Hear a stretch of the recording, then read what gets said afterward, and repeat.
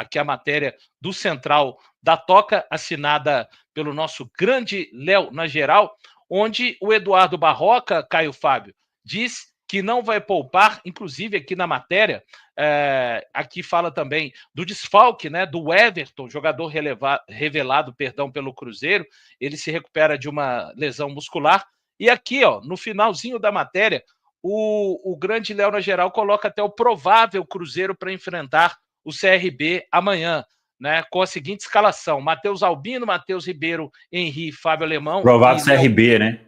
Isso, provável CRB. Eu disse? Provável Cruzeiro. Tô daquele jeito. Daqui a pouco eu ajusto. Então, o provável CRB seria Matheus Albino, Matheus Ribeiro, Henry, Fábio Alemão e Léo Campos, Igor Meritão, GG e Danielzinho, Thiago, Douglas Baggio e Mikael. E aí, o Caio Fábio, a gente pode tirar algum proveito de um time que parece que vai agora tentar correr atrás do G4, porque esse jogo contra a Chape no domingo significa enfrentar um adversário que tem uma diferença de 5 pontos para o CRB. Exato, Valu. E isso só aconteceu porque o CRB no último sábado venceu, na verdade, goleou o Novo Horizontino, que está no G4, né? Foi até uma vitória muito surpreendente, não só por ela em si, mas pela forma como o CRB conseguiu essa vitória, um 4-0 imponente que deixou aí a equipe alagoana voltando a sonhar com o acesso, né? E agora tem esse confronto direto. É uma oportunidade para reduzir em 2 pontos a distância para o grupo dos 4 primeiros. Mas o Eduardo Barroca quer manter a atuada, né? O CRB, dentro da Copa do Brasil, já eliminou uma equipe de Série A, né?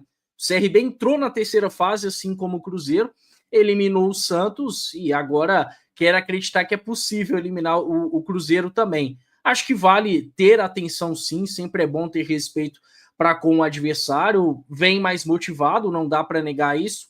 Tem aí alguns pontos para o Cruzeiro ficar ligado, né? O CRB é uma equipe que tem até uma dificuldade de se defender porque gosta de ter a bola, gosta de propor o jogo. É uma equipe muito ofensiva, tem estatísticas na Série B que acabam destacando o CRB, por mais que a campanha seja bem mais ou menos até o momento. A equipe é a segunda que mais cria grandes chances, mas também a primeira que mais perde, né? Muito pela falta de um definidor. Tem aí o Mikael, conhecido por alguns, já passou por Sport, Inter, América, não vem bem por lá, mas fez gol no último jogo, né? Agora, o principal jogador dessa equipe, pelo menos para mim, me parece ser o Danielzinho, aquele mesmo que passou por Fluminense, Bahia, até achei que seria um jogador mais relevante no futebol brasileiro, acabou não sendo. E tem até uma curiosidade sobre ele, que ele jogou há 6 anos, oitavas de final contra o próprio Cruzeiro, né? Ele estava pelo Fluminense, deu até uma assistência para aquele golaço do João Pedro no Mineirão, mas o Cruzeiro levou a melhor naquela oportunidade. Danielzinho é inteligente, tem recurso técnico, mas é um cara pouco intenso.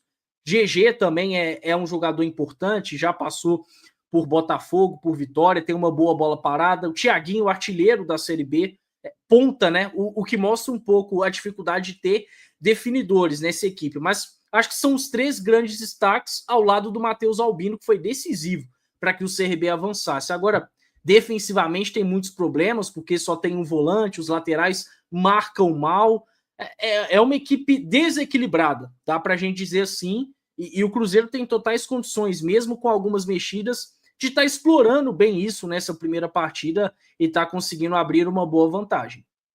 E aí, Pedro, mais caminhos que a gente possa tirar proveito desta equipe do CRB? Ô Valu, o Caio falou muito bem, né, sobre tudo que cerca essa equipe do CRB, e aí essa questão do meio-campo do CRB acho que pode ser um caminho ali para o Cruzeiro.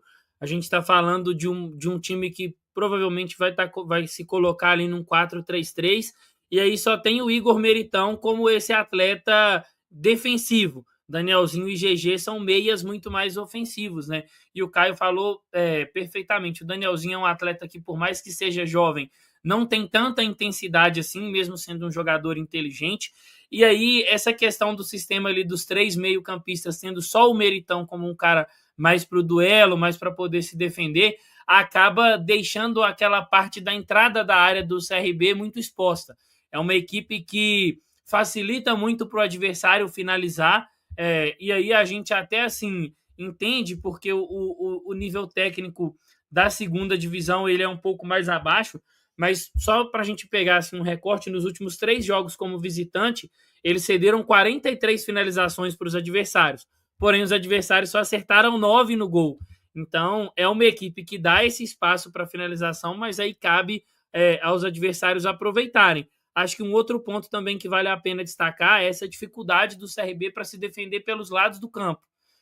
Os pontas do CRB não são atletas que participam muito da fase defensiva, e os 2 laterais são jogadores ali com uma certa dificuldade também para poder ajudar, para ocupar espaço. Então, acho que os 2 zagueiros ficam muito sobrecarregados. O caminho para o Cruzeiro talvez seja mais facilitado, e aí até pegando um recorte do que aconteceu, e foi uma crítica nossa naquele jogo contra o Ceará, né, que foi um adversário que travou o jogo do Cruzeiro por dentro, e o Cruzeiro teve muitas dificuldades para poder construir suas jogadas. Eu acho que o CRB não vai conseguir fazer isso, justamente por não ter jogadores com esse potencial defensivo ali para poder ajudar no corredor central. Então, acho que o caminho do Cruzeiro passa muito por tentar criar essa superioridade nesse jogo por dentro, tentar um jogo de mais aproximação dos volantes do Cruzeiro ali, também dos jogadores mais centralizados, e aí depois até a gente vai entrar nesse assunto mais para frente, mas só assim, para encerrar e adiantar um pouquinho, eu acho que, olhando para essas circunstâncias, eu gostaria de ver o Gabigol atuando como titular, pensando nessa dificuldade do CRB de defender esse jogo por dentro.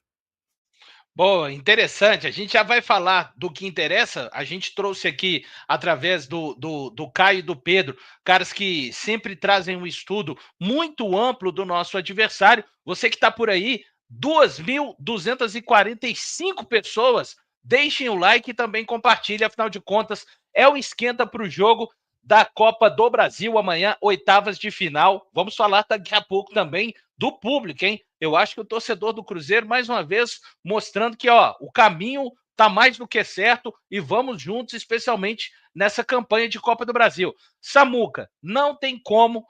É claro que vamos chegar no último jogo do mês, quando a gente olhava e projetava lá ainda na Vitória Cup, os jogos contra o Banfield, o jogo também contra o Defensa e Justiça, a gente já sabia, serão 6 jogos no mês de julho, com esse jogo da Copa do Brasil, lá no finalzinho, né, lá no dia 30. E é claro que a gente vai ter um time também mexido para amanhã de maneira inevitável, né, Samuca?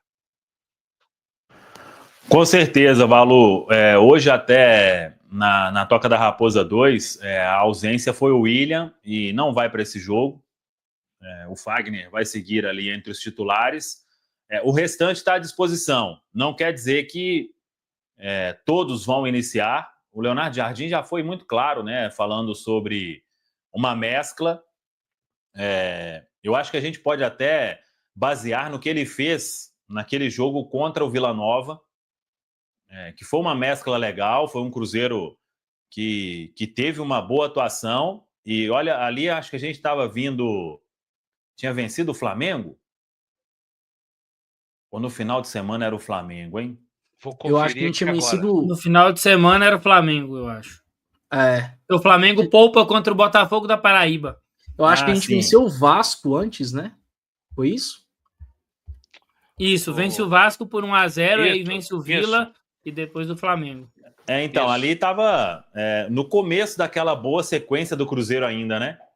E ele encontrou um time legal ali, depois fez outra mescla lá contra o Vila Nova na volta, né?